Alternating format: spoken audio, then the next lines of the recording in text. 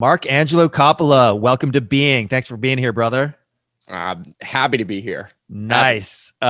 So you and I met about a year and a half ago on a remote island off the coast of Madagascar, where you had to helicopter in. It was an event called Unconventional Life, which was just absolutely magical, that experience. But, you know, I was so enthralled and drawn to your energy and your passion, for learning and for, creating meaningful, lasting impact in the world. It was just so enticing. I was just like, wow, this guy is so aligned, so with it, and so humble as well, And so it's just an honor to have you on the show and just to dive in and see where you're at.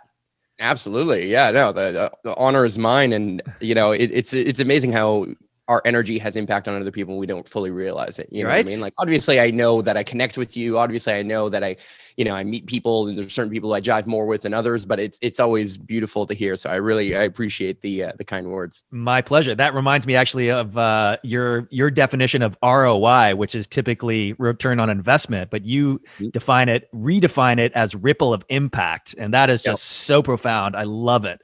And you are the owner and the proprietor of the Superhero Academy. And I remember the workshop that you presented at that event was exactly about that, about your hero's journey, becoming the superhero of your own life. So I thought maybe a good place to start today was just if maybe you could take us through your own hero's journey. Like what has it been your experience to bring you to this moment? Yeah, I mean, there's a lot of things. I was born, I was, somehow I came into this universe and world. I mean, for me, a lot changed without a doubt when I was graduating university, and I absolutely hated it. I was, at the time, I was a full-time entrepreneur. I was, I identified as a student and as an entrepreneur. I'd been an entrepreneur for 3 years while I was in university. And on my last exam, on the back of the exam, I actually wrote out kind of a manifesto. Awesome. It just flowed through me. I mean, the entire time I was studying for this exam, I was literally listening to the Requiem for a Dream soundtrack, which is very dark. Very dark. I was testing the idea of, like, every time I would study for a specific exam, I would play the exact same track over and over and over and over again, so that I can kind of just hum the track during the exam and then kind of pull something out. Nice. And what ended up happening is I was humming this track and kind of finished the exam pretty quickly, and I had a little bit of time. And honestly, I was like, there was a few questions left, but I just was humming this, and it just spewed out of me. There was this I don't know, inspiration. Some people say it comes from some divine force, whatever you believe. It just came through me. I took a picture on the back of the exam. I asked the TAs or whatever, the people officiating the exam, if I could take a picture when I was handing it in, of course. And it ended up turning into a massive kind of redefining of what it meant to be a student, and how I wasn't going to let schooling get in the way in my education, how I wasn't going to let traditional education and going to university and getting a degree and doing all that kind of stuff get in the way of what I wanted to do, because I had tasted and tested and spent an enormous amount of time being an entrepreneur. So I was going to school full time and I was working full time in my own business, and which I ended up selling and traveling the world and doing a bunch of other stuff. And so long story short is, in that moment, I decided I was going to watch 52 documentaries in a year, one documentary a week for 52 weeks straight. And it drastically shifted my outlook on life. I had already learned a little bit about where money was coming from. I'd definitely seen some documentaries before that were definitely very enticing and definitely made me become let's say, an alternative thinker of sorts, a conspiracy theorist, if you will, too. Then I started to watch a documentary about all kinds of different topics, whether it be the vanishing of the bees or peak oil or challenges we were facing with climate change, whatever it was constantly putting me in this narrative where what I understood was that 95% of these documentaries were spending their time telling me there was a problem, kind of sounding the alarm, saying, we have to do something. And about 5% of the time, they're like, and maybe this is what you can kind of do. And I always recognized that the feeling I had, like the visceral feeling that I had at the end of each one of these documentaries was, man, I feel really small. Man, I feel like I really can't do anything about this, or I don't really know what I can create out of this. And I just decided that I was going to change my perspective. I was going to walk out into the middle of a GMO corn and soya field, plant a tree and declare that I would build a school I wish I could have gone to physically and digitally. And that happened. I started a farm and a movement called the Valhalla Movement and Valhalla Farms. And that's a 80-acre property 20 minutes away from downtown Montreal that's transforming into an eco-village and a community center and a learning center. And it's really, it's a labor of love in every way, pun intended. And then the other half of that is Superhero Academy. And that's the online school version of it. It really started as a podcast, me kind of interviewing interesting, smarter people than me. And that's why I still run my podcast. It's still called Superhero Academy Podcast, but it turned into kind of a school where I focused on what mentorship would look like if I had to breed more entrepreneurs, creatives, freelancers, and influencers, right? What would it look like to truly teach people to think like an entrepreneur, to think like somebody who has, sovereignty and freedom, and kind of financially, merge the ROI of return on investment, as you pointed out, and the other ROI of ripple of impact. And so to me, those two things have marked my career. For a long time, I learned videography. I learned, web design development, more from the sales side of things and running and building an agency on that front. I learned everything about influencer marketing, social media, storytelling, all these kinds of things. And it's kind of led me down this path where I tell stories for a living now, which is kind of cool. Yeah. Super cool. Wow. What a journey, man. And I got chills when you're talking about the documentaries and how they focused on the problems and not the solutions. And that's been my experience, more so than not, with almost every podcast, every show, every documentary I watch is this doom and gloom. This is how bad it is. And frankly, I understand. We need to understand the problem space fully in order to come up with good solutions. But the fact that we're focused so fully on it, it's almost like we're helping to manifest these negative outcomes by focusing so fully on it without giving proper light to the problem or to the solution space. So what you're doing is so powerful and resonates so deeply with me. And frankly, that's a question I've been asking myself more and more daily, is not only what's best for me, what's what's best for my business or my bottom line or even my relationships. What's best for me and the whole simultaneously.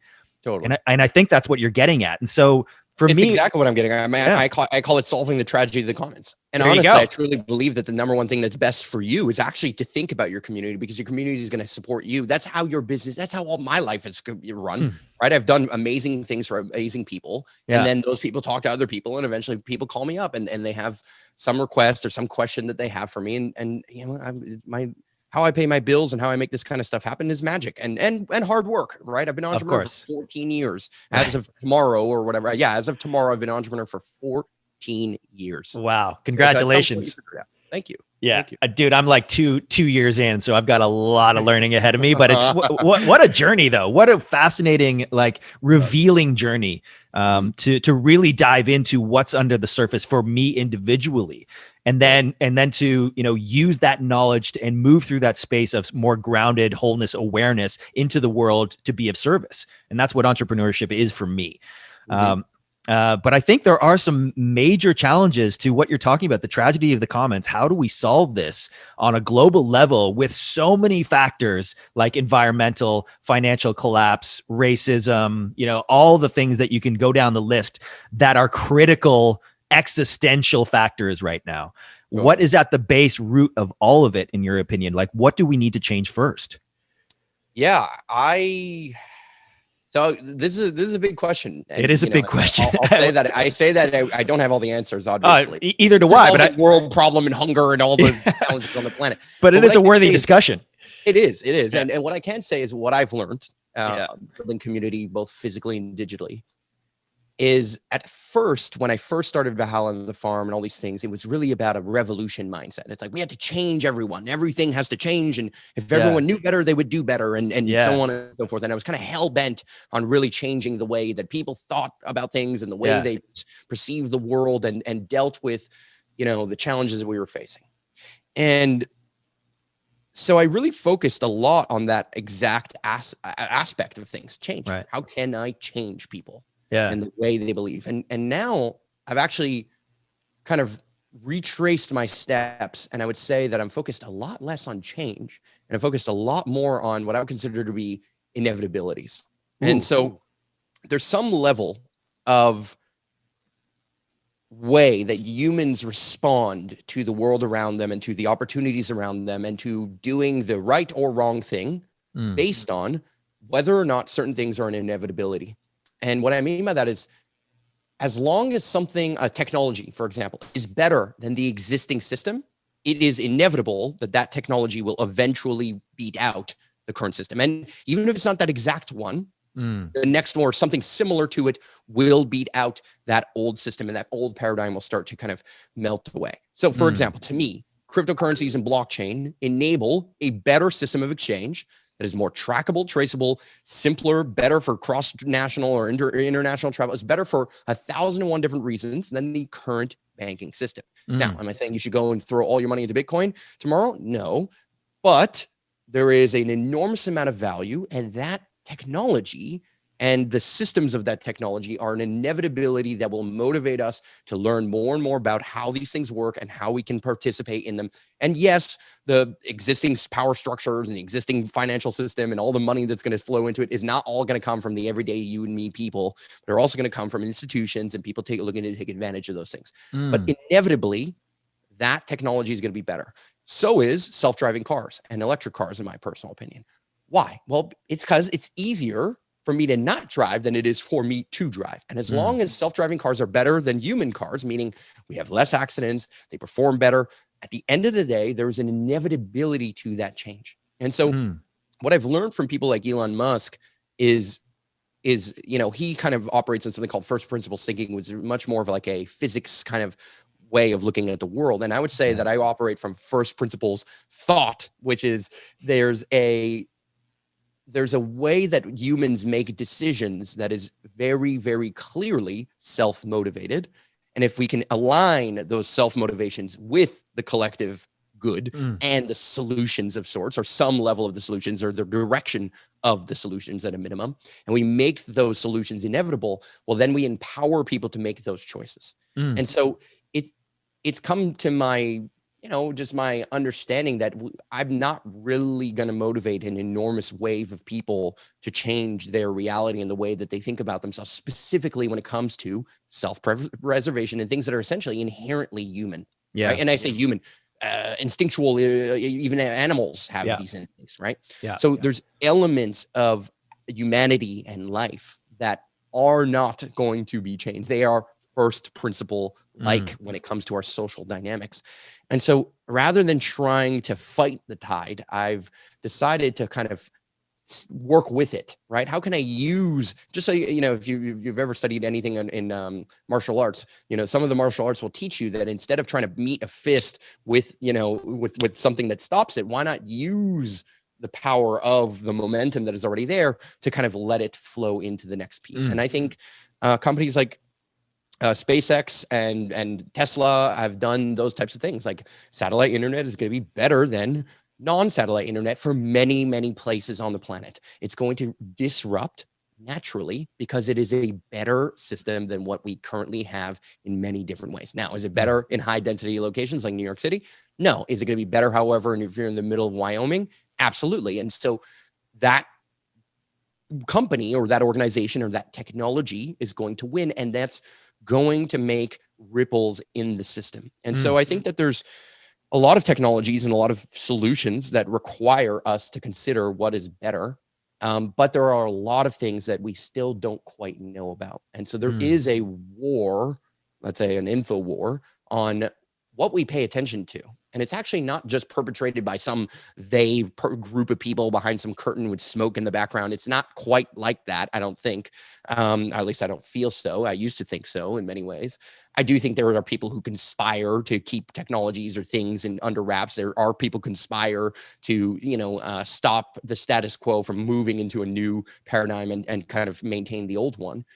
But I also think that there is really just truly a problem with what we pay attention to and the links and the clicks and the things that we spend our time, energy, attention, money, resources on everyday basis. And so unless we can kind of find inherently self-motivating aspects of the solution and carry that narrative forward and carry that, hey, if you do it this way, this is actually better for you, and here's why, there's huge opportunity. And so that's why things like, some people don't really like the idea of cap and trade system, for example, right? It's trading carbon taxes, for example. So, people who sequester carbon or who, eliminate carbon out of the atmosphere will get and receive tax credits or money from people who don't or are putting carbon in the atmosphere, in a sense.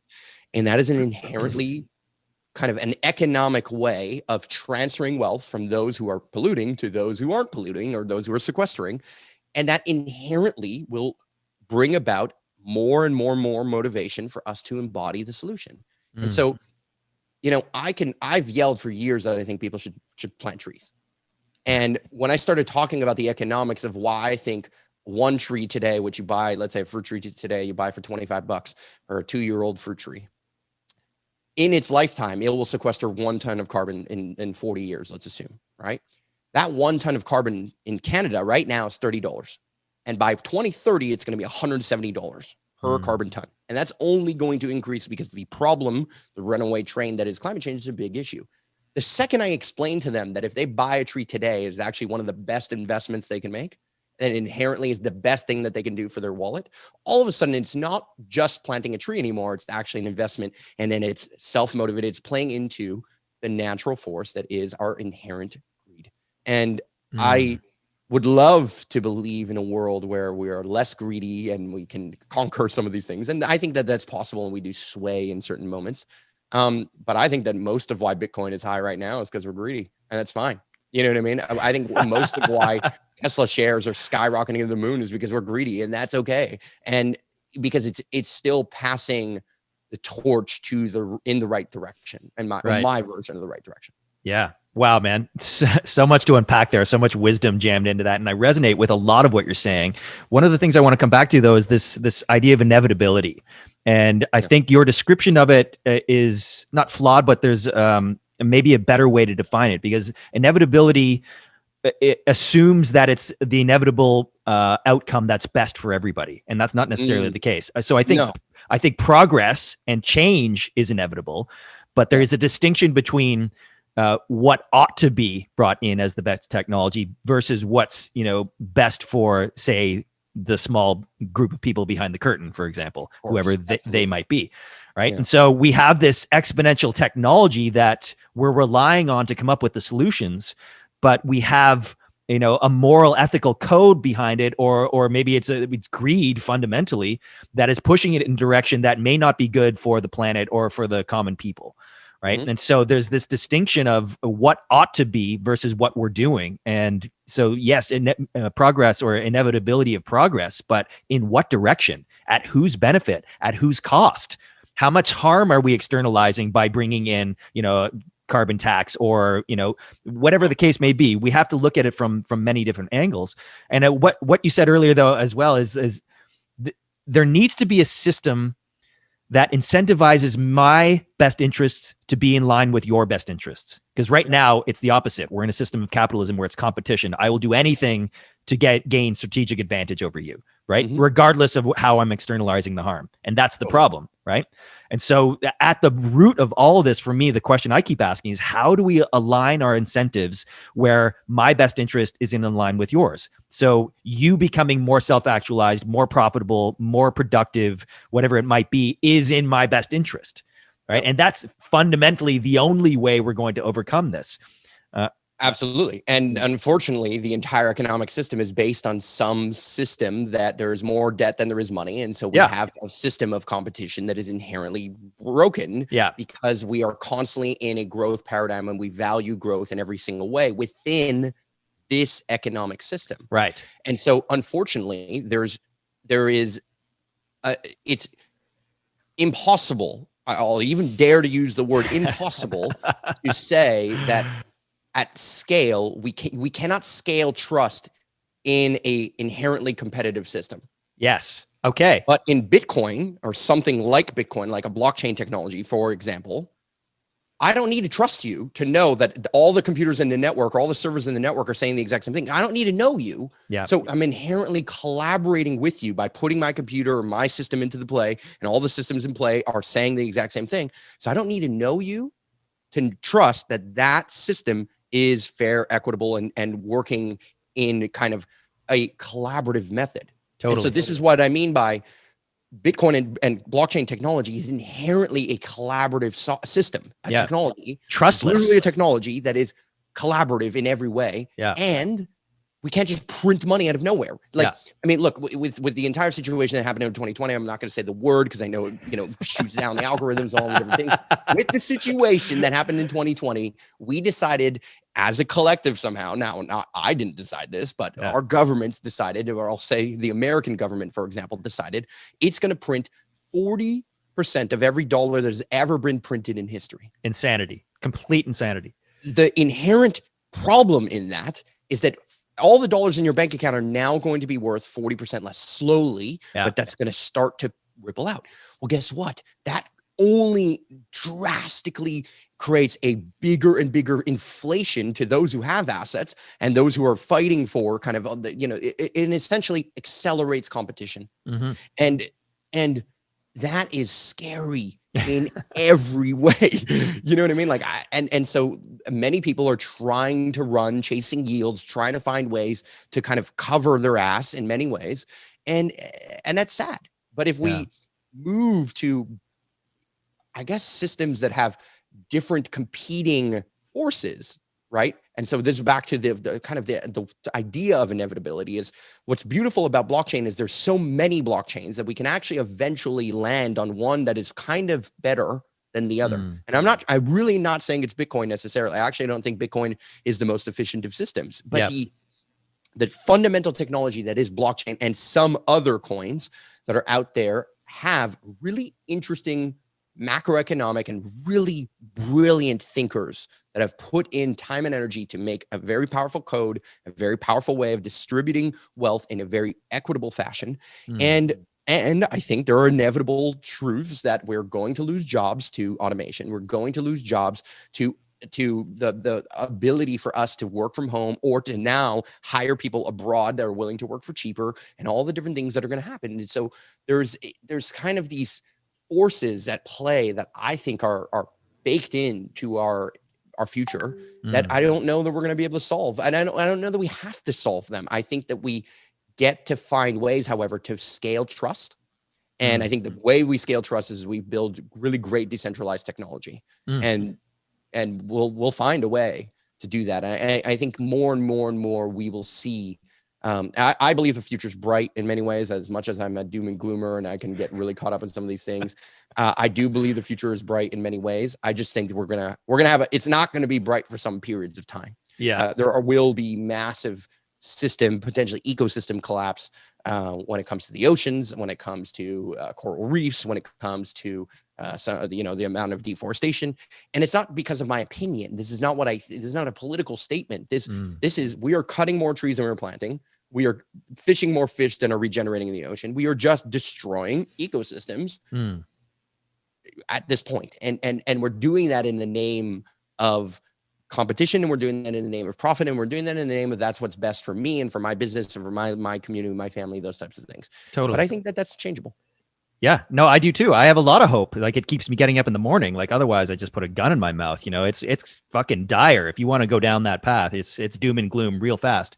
There's a couple of things I want to come back to that you said, trust being a fundamental factor. And I think this is exactly what you're talking about. It's pushing the competition. Like, when we lived in tribes of under the Dunbar number of 150 people, we knew each other. Everybody could interact. We could have a conversation. I could look in your eyes and see if I could trust you or not. And anybody who defaults on that tribal trust will be ostracized very quickly.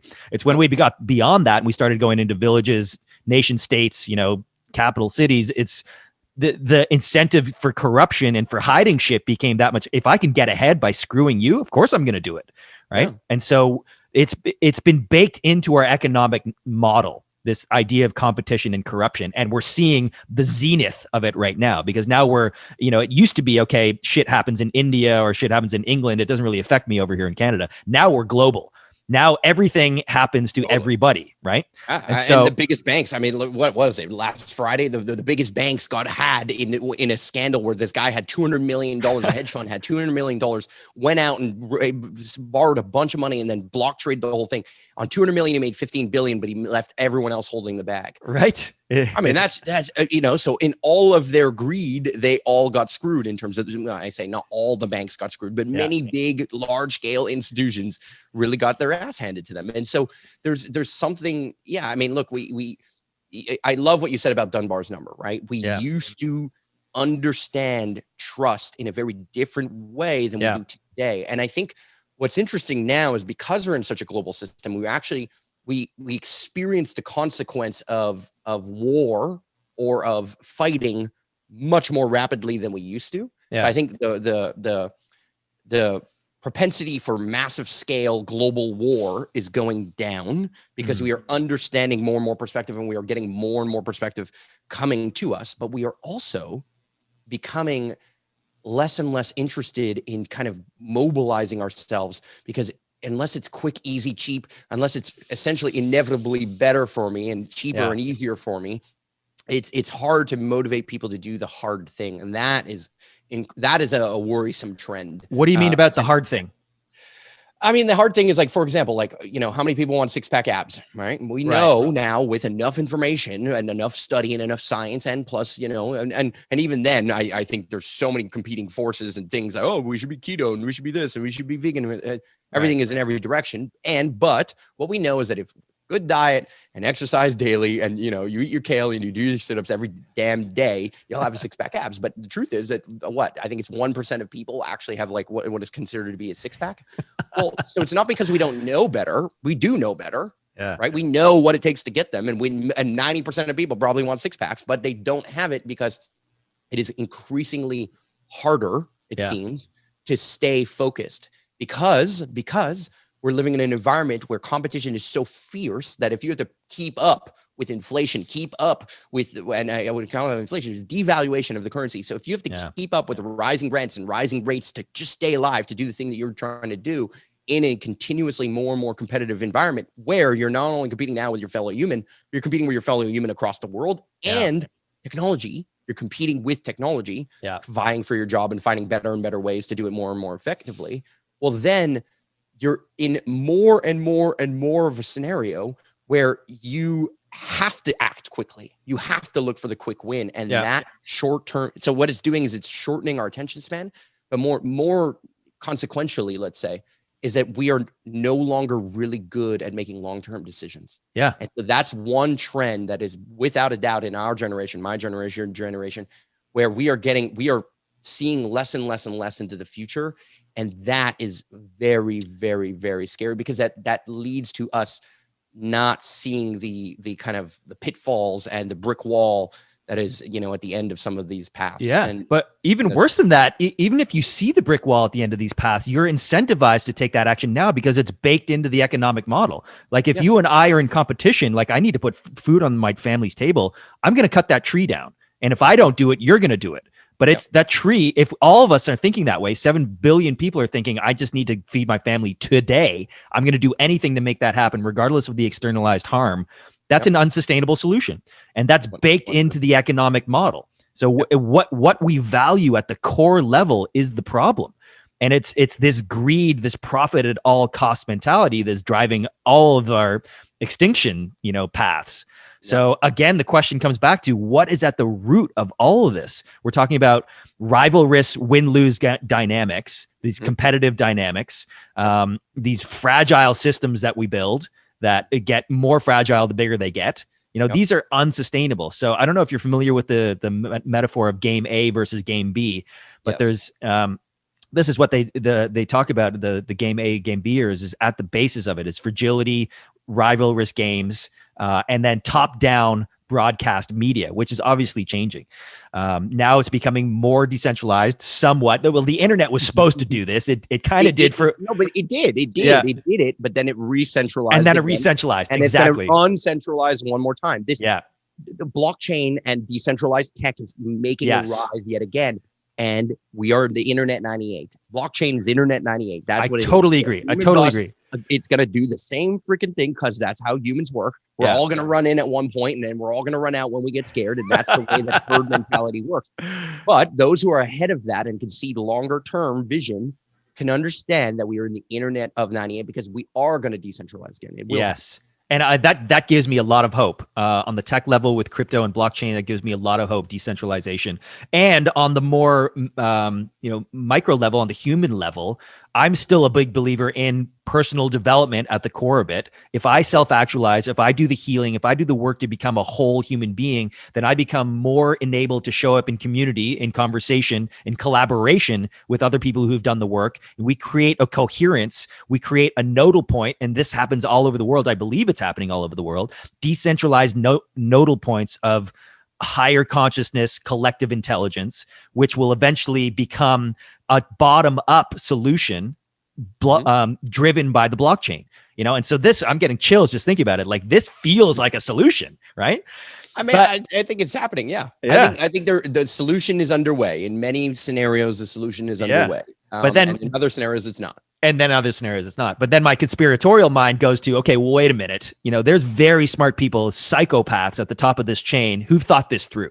And they're like, okay, how can we overcome this? And I'm like, so I've gone down that rabbit hole. I don't know if you have, but I've gotten some really dark places where basically they're saying, what's the best way to enslave a population? Let's get them to build their own jail, which is basically what blockchain will become. With digital surveillance, with cloud computing, with smart grids, we will be under surveillance at all times with blockchain, and so basically if you dissent, if you revolt, if you don't do what the state does, they just cut you off. They cut off your internet, they cut off your money, they cut off your access to food, they geofence you into your own house.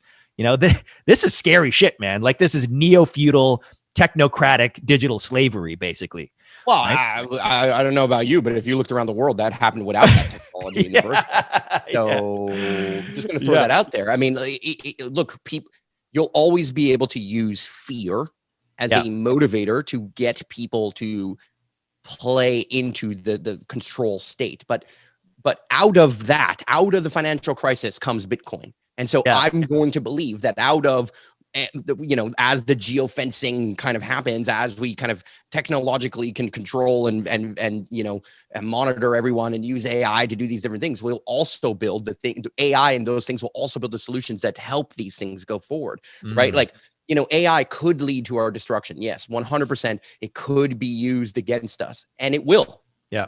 And it also can and will, in my personal opinion, be used for us. We will find a way where we're like, oh, you know what? The most effective way of planting more trees is this. The most effective way of delivering food to the most amount of people will be that. And so we will use technology to make ourselves better and better and better and better. And so it goes down to kind of a school of thought. It's cornucopian versus Malthusian theory, right? It's the idea that we live on a finite planet, finite resources, and where there's some end.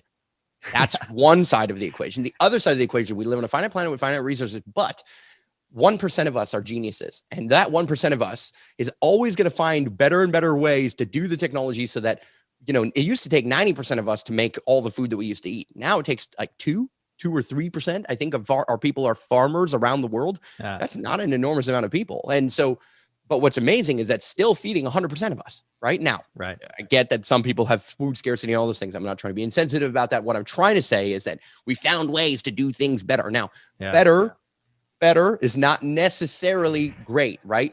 Monocultures, all those different things. Look, I'm a farmer. I can speak to this, right? I get it. I understand why they do that. It's super difficult to grow your own food and do a diversity of food.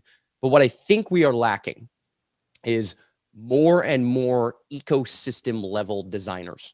And we need better top-down thinking from the perspective, not of like media and those kinds of things, because those don't work out well for us. Yeah. But from the perspective of like, hey, I'm going to look at this area and design an ecosystem that is self-sustaining and functioning with the climate that is around me, the environment that is around me, and understanding what works and what doesn't work within that environment. But we don't have that perspective. And so us, the individual in that ecosystem, is constantly taking because we have to, in a sense, or we feel we have to, at least. That's we could go down that rabbit hole. We feel we have to, but what we're not seeing and we're not understanding is that all around us there is food, all around us there's opportunity, but we've grown designed to only see things when the marketing is slapped on it.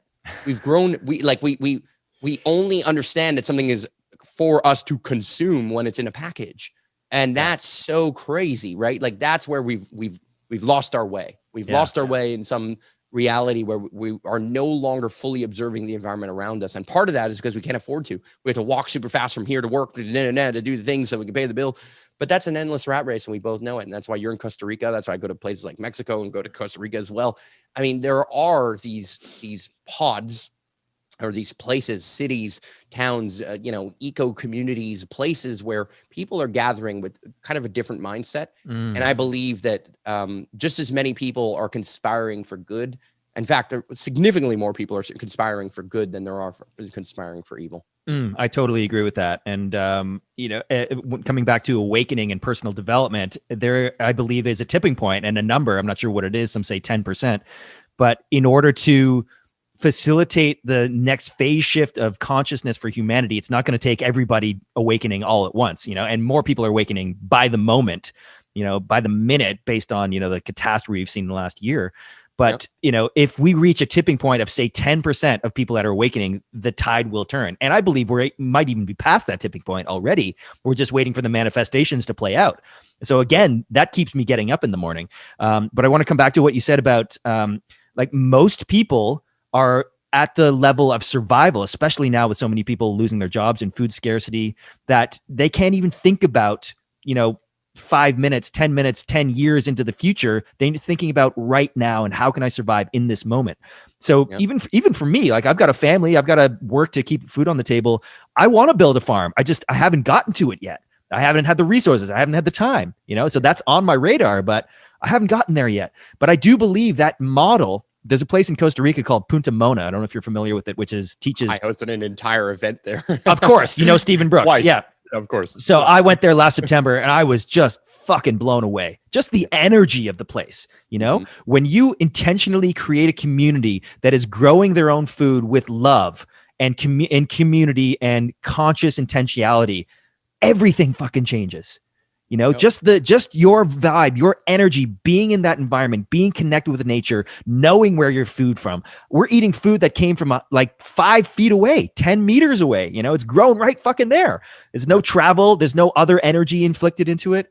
That for me, and that's what inspired me, is like, holy shit, I need to build a farm. I need to, and so one of the reasons I wanted to have you on, it's like, dude, teach me how to do this shit. How did you get into it? I mean, I fell ass backwards into it, really. I mean, for me, I got into it really through fear. I got into it through a sense of desperation, a sense of the world was going to collapse. I got into it through doom and gloom, and I just decided I had to do something about it. Luckily, I've had a great upbringing from the perspective that I've built a confidence and a boldness in my actions. And sometimes I act before I think. And I, in that scenario, I didn't really know what I was embarking on. I had never planted a tree, had never installed a solar panel, never built an airship, never heard and visited an eco village, and nothing. But I was starting one, and I had no idea. That. Yeah. And honestly, had I known all the things it would take, and had I known that it was going to take, this is the beginning of 9th season, tomorrow's or beginning of a 9th season. Had I known it was going to take this much effort and energy, I'm not sure I would have started. But I was acting out of self-interest at that moment in the way that I was fearful that I wanted to change something. And I've learned that these places will rally lots of amazing people, but it does require a certain amount of resources. And part of those resources, part of places like Punta Mona are just a little bit ahead of their time. And that's okay, because it's great, because people are going to go to the Punta Monas of the world to create that tipping point that you're talking about, right? That 10% of people, let's say, that are awakening, that kind of awakens the rest. So these hubs, these places are going to have massive ripples of impact in every way. And I just was fortunate enough to understand macroeconomics and to have a long-term thinking mindset. Because I realized that I couldn't afford not to buy the farm and to do the things that I knew were going to come, because there was, in my mind, some of these inevitabilities. I wouldn't have called them that at that moment, but there were things that I knew or I believed were going to happen that I now know are going to happen and are happening, like the legalization of cannabis, the growth of real estate, and the coming back to the farm, carbon taxes, all kinds of things that I started to see reveal themselves to me. And I recognize that this is the number one way that I can actually free myself, but totally. also in a community of people. And I subscribe to the idea of Dunbar's number. Our 80-acre farm is designed to scale to 150 people. Love it. So that people trust one another, understand one another, and that we attract not so much a homogenous community, but really a diverse community of many different skill sets and thinkers, and going back to more of a traditional community mindset. And I say traditional because we're still going to use many amazing technologies. I'm still going to, I plan on, installing crypto miners in the basement that's going to heat, because we have really cheap electricity. We have solar panels, we have all that kind of stuff. And we have cold. In Canada, we have cold. So in the winter, if you run miners that heat your house, and at the exact same time, they're running off solar and a bunch of different things, and they're mining what I would consider to be the technology, or one of the technologies of the future. It's one of the technologies of the future. Then realistically, there are better ways of stacking functions. And that's the kind of thing that I learned in permaculture. Right? See, the first stage of permaculture is to observe. It's not to go out in the middle of a cornfield and plant a tree and declare you're going to build a school in which you're going to. It's not that. It's a horrible idea. I'm telling you. And I tell people this all the time. There are many eco villages out there that need your support. The number one thing that our farm needs is more people getting involved. And when 2020 happened, let's say, there was a rush of people that all showed up, and then all of a sudden everyone got scared again, and they had to start chasing around. And because they were handed out freebies everywhere, because there was money being printed at every corner, now all of a sudden they were less inclined. Now, there were still more people Googling Bitcoin, right? There were still more people Googling how to make bread. There were still more people growing plants. I mean, the entire ecosystem of farming or growing your own food is on a rise. There is a huge swell of people building backyard or balcony gardens. So there is a knowledge that is resurfacing again, and an interest that is resurfacing again.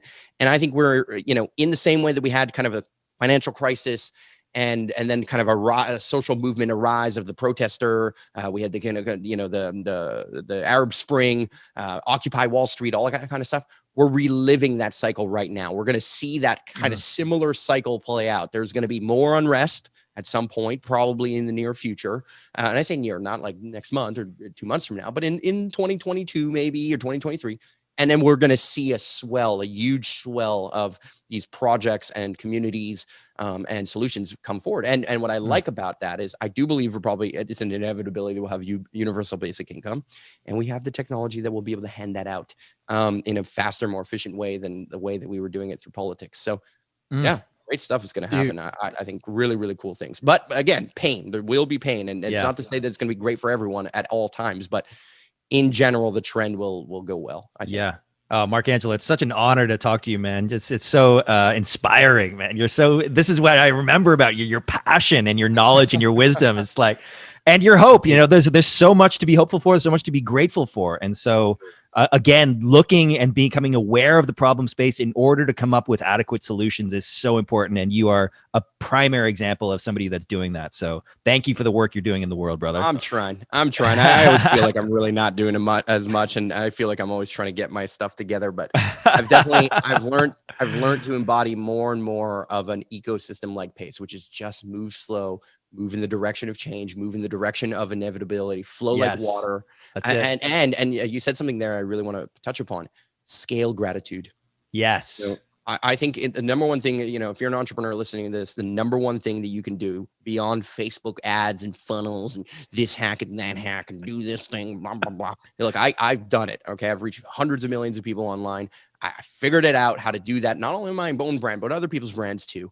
And realistically, the number one thing that you can scale is gratitude. The number one thing you can do is scale the thank you in business, in life, for your own mental health, for your sense of community, for your own sense of personal hope within what sometimes can feel like a very cold or dire environment or reality. And there is so much warmth. There is so much beauty out there. There is so much amazing things for us to cherish. And I think we're now more than ever, finding ways to build community. Now, are we really good at big, large scale communal changes? Like, the 2020 told us, no, we're probably not that great at that. So, but we're finding ways to scale that. We're repatriating a little bit, Now that comes with nationalism and some, unfortunate side effects too. but we're finding ways to build resilience within the ecosystem. And that's what somebody like Stephen Brooks, who runs Punta Mona and Alegria and Ecovia and some of the things. If you haven't watched a Netflix series, it's episode 3 on Zac Efron, Down to Earth with Zac Efron. I think. Yeah, it's awesome. Yeah. Go check it out. And people like him and many others, or he's not the only one, of course, do think about the ecosystem in a very powerful way, and that has ripple effects in a beautiful symphony, and you feel it. It's an energy. Oh my God. Do you ever feel it? And it's something I will never forget, and it'll carry with me as an inspiration for the rest of my life. Just being in that energy, being that connected with nature. Because I grew up in a city. I don't know about you, but like I grew up in Toronto, surrounded by concrete. That's not life, man. You're totally disconnected from nature. Specifically in Toronto. Yeah.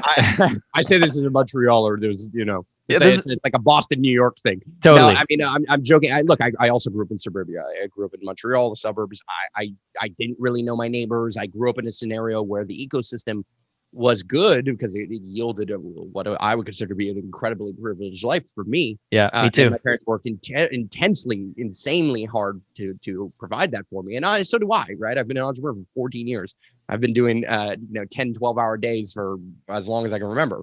And I do that out of so much fun and passion and joy. Like, I'm so excited about what I do every single day. Awesome. I wake up and I don't have a particular boss or anything, but I do find that, like so many people, like what happens. I want to touch upon this one thing. I think this is really powerful. For sure. One thing that, when I felt really small, when I was watching these documentaries, like, how many people watch Seaspiracy lately? Yeah. Mind numbing. I had to turn it off halfway through. I was like, I remember why I quit after I ended up turning into 8.5 years of watching a documentary a week. Okay. I quit. I couldn't do it any longer because it was painful. It was a catharsis. It was literally like I was finding joy in pain in a weird way. Yes. Dude, I so resonate with that. And that's not healthy for me anymore. Longer. It never was, but it was originally, but it's now it's gone. Yeah. But you watch something like Seaspiracy and you feel very small. But here's the thing, what I'll say. I always tell people I'm inventing it as much as they are. And guess what? Your county, your mayor, your town, your government, they're inventing it too. Right? Well, how do we respond to a giant global pandemic? Maybe this way. Maybe we should wear masks. Maybe we shouldn't. Right? All these things that start playing out. We don't know how to do things. People are inventing it all the time. You don't need to own land to plant a tree. You could just go to any park and just pretend like you own it, because you kind of do, and plant a tree. And we've done it. I call it guerrilla gardening. I've planted fruit trees in the middle of parks that I used to play in when I was a kid growing up. And these trees are some of the nicest trees I've ever planted. They're amazing. But guess what? Somebody went to that tree and pruned it and made it perfect, like a perfect fruit tree. I have no idea who did it. But all of a sudden, you can go and find, like, you could go plant trees in the middle of your medium on the highway. You could go plant trees everywhere. The roundabouts, when you get off on a highway on an exit, that whole like giant circle in the middle that's got nothing in it, go farm over there. Go find ways to be involved in the solution. Everything you're saying about, I don't know, I don't have this input or that input, it's all the exact same excuses to why you don't have six-pack abs. It's, better. You know how to do it. You know what some of the solutions are. You might not know all the pitfalls of those solutions. You might not know how to build an eco-village or blah, blah, blah, blah, blah. You don't know everything. And that's the part of the lesson. That's the journey you're going to be on. But you do know what's right and wrong in your heart. There's something there, and inherently you feel, and if you can just do something about it, just get involved on a regular basis. Key word there is regular basis. The number one way I've scaled community, both online and off, is church is every Sunday. I say that all the time. At our farm, look, we have no religion or dogma. We don't subscribe to any specific thing. We worship the sun, if anything. And the only thing that I would say is that we meet every single Saturday from April 1st to October 31st, which is the season here in Montreal at the farm. Every single Saturday, I invite people. Every single Saturday, I go. Every single Saturday, there's a grouping of people that show up, and that builds community. That is enough to build momentum. Oh, my God. Momentum ripples. Yes, it does. Oh my God, dude, your passion is so infectious. I love it. I'm super inspired. I want to go plant a fucking tree right now. Yeah, well, I mean, you're in Costa Rica. You could plant exotic trees. You could plant trees I only dream of in my dreams at night. I mean, honestly, I mean, for real, everything that can grow there is insane. Yeah, it's insane. Costa Rica is one of those places that's, oh man, you throw a freaking seed on the ground and it will turn into a tree. It's amazing. Yeah. Awesome, dude. One of the intentions with this podcast is really make it practical and go plant a tree and do guerrilla gardening. Definitely falls into that category. But I'm really curious about your process, your routine. What does Marc Angelo do first thing in the morning every day that aligns you with your mission? Honestly, I think we overvalue routines of other people. You had the shittiest routines of all time. I would wake up in the morning, I would check my phone. I would not drink enough water with lemon. I would not do all the things that everyone's supposed to do. I mean, I can sit here and be like, oh my God, I'm gonna shameful. No, just do what you do, the way you want to do it. Now, I will say that helpful to me, and this is, I've really committed to this in a big way. Tomorrow I start a 300-day journey where every single day I'm going to get into my body, meaning I'm going to break a sweat every day. Now, I do that in the morning. That's what I prefer to do at 8 a.m. I work out every 8 a.m. every morning. But if that's something you want to do in the afternoon, you do in the afternoon. There's things and principles that work for you. Right. I love waking up in the morning and checking the crypto news or checking my emails. I love it.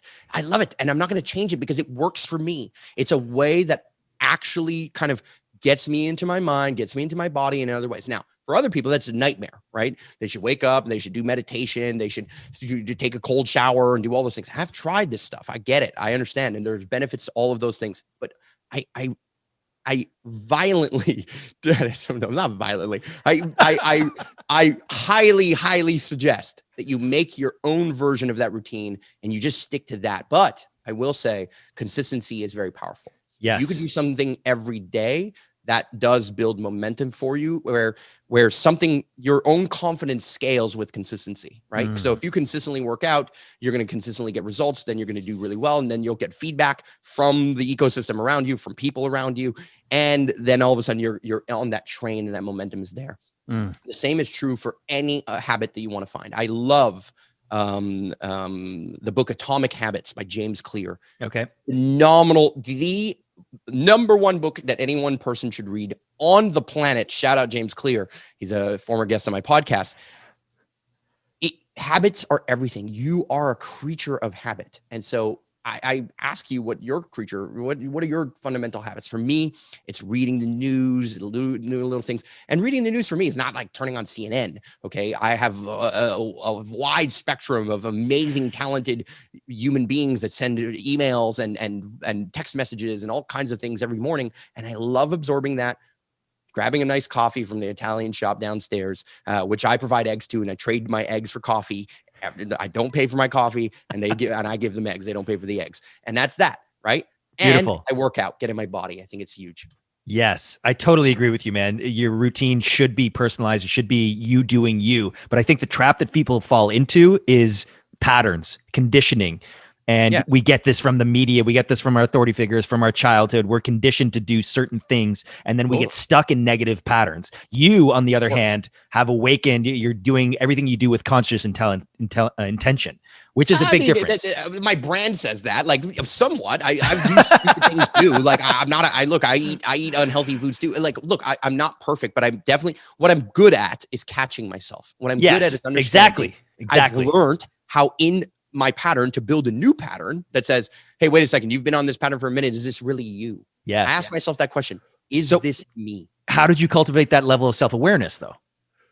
I think, honestly, it happened in many ways. Number one, I was a leader. So I was constantly thrown that self-awareness by other people, many times denying it in every way and being really defensive.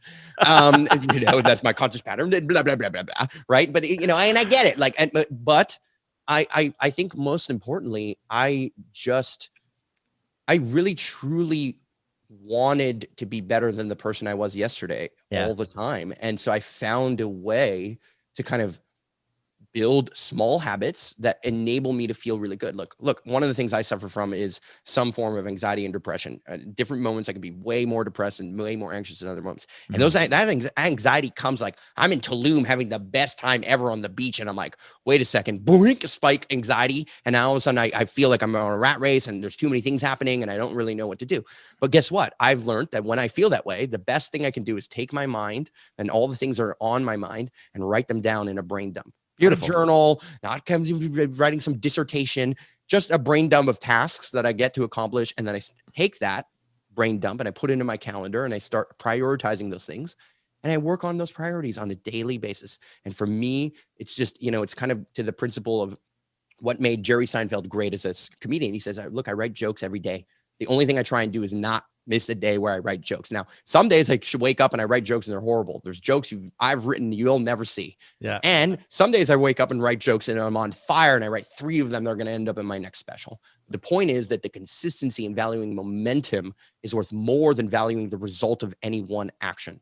And so if you can find momentum, that is worth more than anything else, in my personal opinion. So that's what I look for in investments that I make. So I look for my career. That's what I look for in the talent of other people.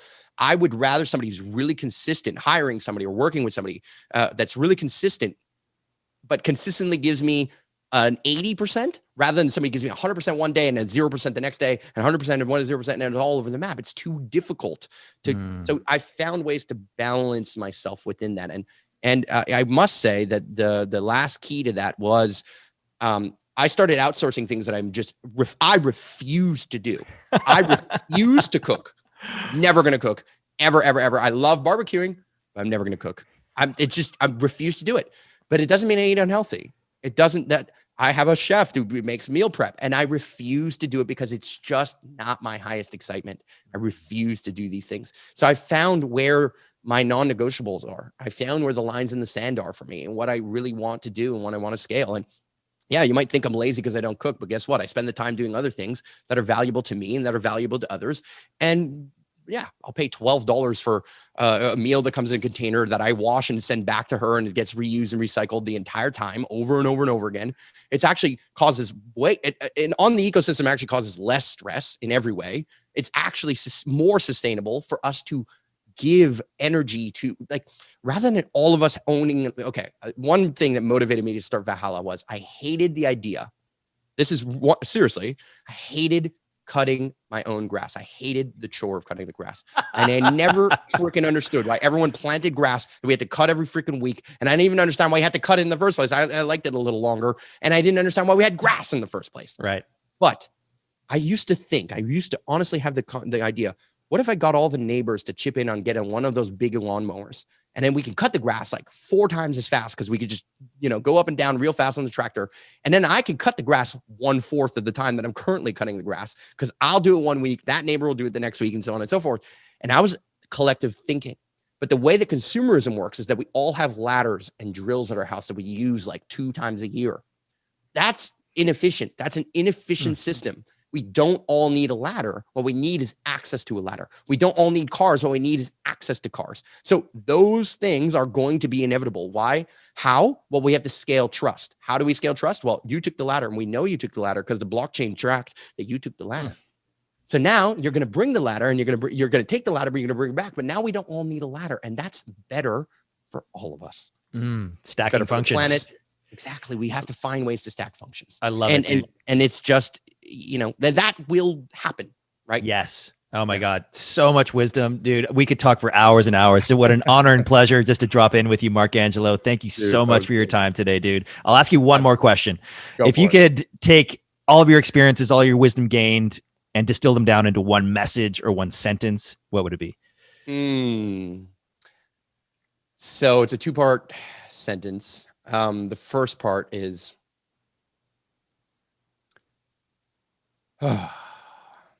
through intention, you are the architect of the universe. Through attention, you're the engineer of your own reality.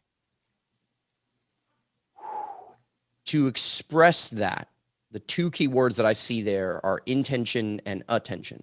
What you intend is the direction of where you're going to go. It's the vision that you have as an entrepreneur, as a human being of any kind, right? Whatever you do as a career, whatever you do, you choose to do with your day and time. What you wake up in the morning and intend to do will eventually become and architect itself into your reality. But it only architects itself if you also put attention, because I can intend to get six-pack abs. And I can do the things that make me learn. I can set up the time where I'm gonna do the thing, right? I can intend that, but I have to put my attention to it to prove that it is actually of my highest excitement, to prove that it is truly the integrity that I get to have. So the space between those two things, intention and attention, is called integrity. What you intend is great. It's powerful, super powerful. It's the secret, if you want to call it that. But what you put attention to, well, the bridge between those two is integrity. Because if you can intend it and you can attend to it, then you will be in integrity with yourself. And that builds everything. It's the driving force that everyone feels about who you are. And so we all know when you're buying likes on Instagram or doing some bullshit, we feel it. We understand how real motivations are found within things. And not all the time, like people get tricked and, there's a poor grandma that got called by some scammer on the phone or whatever. And, we don't always feel those intentions behind things. And we don't also put attention to the things that we should, quote unquote, big word that I also try and not use anymore. Shout out to Samantha Lotus, who really hammered that home for me. And I really resisted her forever on it. The long story short of that is, integrity is found within yourself. It's not about the outside world and other people, but you are part of an ecosystem. And if you can find the balance between your intentions and your attention, I think you become a god of sorts, and you become ever powerful. And that builds an enormous amount of momentum. And it's the secret to abundance. And it's a secret to a spiral that grows for you and happens for you rather than a life happening to you, I think. Wow, man. So powerful. I'm going to go back and listen to this episode and take notes. That was fucking awesome. You make a couple memes out there. Yeah, totally. Dude, I thank you so much, Marc Angelo, for your time today. What an honor and pleasure to drop in with you. I'm going to have you back on the show, dude. This was just too good. Amazing content. Yeah, awesome. You want to let people know where they can find you?